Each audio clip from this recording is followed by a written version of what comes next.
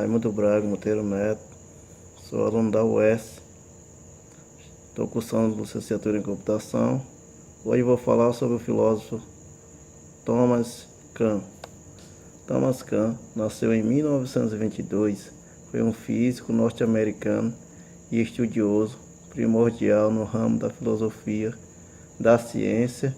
Foi importante na medida em que estabeleceu teorias que desconstruíam o paradigma objetivista da ciência. Thomas Kuhn nasceu em Ohio, Estados Unidos, no dia 18 de julho de 1922.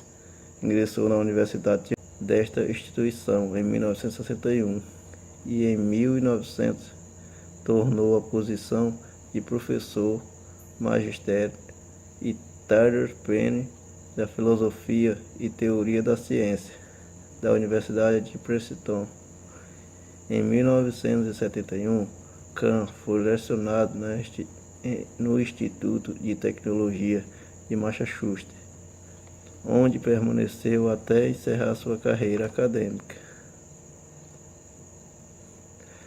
Seu primeiro livro foi A Revolução Copernicana, publicado em 1957, mas foi em 1962, com a publicação do livro Estrutura das Revoluções Científicas, que Kuhn se tornou um livro de filosofia.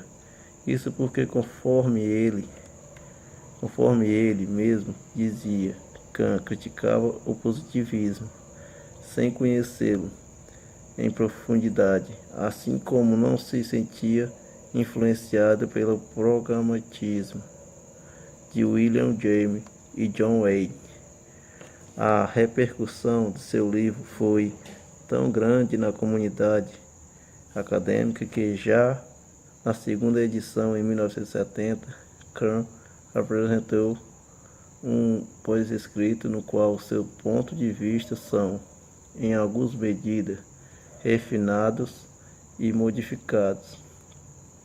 E para responder às acusações de irracionalismo, ele escreve em 1974 um ensaio intitulado Reconsiderando os Paradigmas, e logo depois desenvolveu com maior profundidade as descontinuidades históricas que foram apresentadas em outro livro, chamado Teoria do Corpo Negro, a descontinuidade quântica, em 1994 a 1912, publicado em 1979. A polêmica sobre a obra de Thomas Kuhn gira em torno da noção de paradigma científico e da incomensurabilidade entre os paradigmas. Ken Weibe defende em seu livro A União da Alma e dos Sentidos, que a ideia de paradigmas proposta por Kuhn tem sido apropriada e abusada por grupos individuais que tentam fazê-la parecer uma declaração que a ciência é arbitrária. Entretanto, a obra de Kuhn abriu espaço para toda uma nova abordagem de estudo, chamado Social Studies Society, Estudos Sociais da Ciência, que desembarcou no programa Forte Sociologia. Espelhou-se que Kuhn tenha apropriado de muitas das ideias de Ludwig Frege, como paradigma, a revolução paradigmática, a ciência normal, a anomalia, o método fazê-la parecer uma declaração que a ciência é arbitrária. Entretanto, a obra de Kuhn abriu espaço para toda uma nova abordagem de estudo, chamado Social Studies Society, Estudos Sociais da Ciência, que desembarcou no programa Forte Sociologia. Espelhou-se que Kuhn tenha apropriado de muitas das ideias de Ludwig Frege como paradigma, a revolução paradigmática, a ciência normal, Animalia. O médico polonês que pouco escreveu sobre a história da ciência e que permanece desconhecido de muitos. A noção de paradigma, falar um pouco sobre paradigma. A noção de paradigma resulta fundamental neste enfoque. A história e não é mais que uma macroteoria, um marco ou perspectiva que se aceita de forma geral por toda a comunidade científica. Conjunto de cientistas que compartilham o mesmo paradigma e realizam a mesma atividade científica, e a partir do qual se realiza a atividade científica, cujo objetivo é esclarecer os possíveis falhas do paradigma ou extrair todas as suas consequências. Em estrutura da Revolução Científica, o termo paradigma causou confusão a uma série de estudiosos. Kant esclareceria posteriormente que o termo pode ser utilizado no sentido geral e no sentido restrito. O primeiro diz respeito à noção de matriz disciplinar, que é o conjunto de compromisso de pesquisa de uma comunidade científica.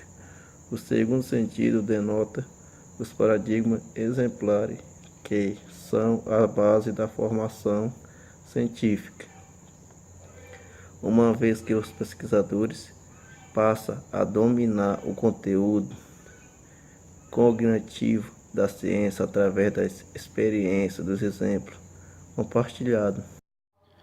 Olá, gente. Me chamo Lucas Mateus e agora irei dar continuidade ao raciocínio do nosso amigo Raimundo Braga.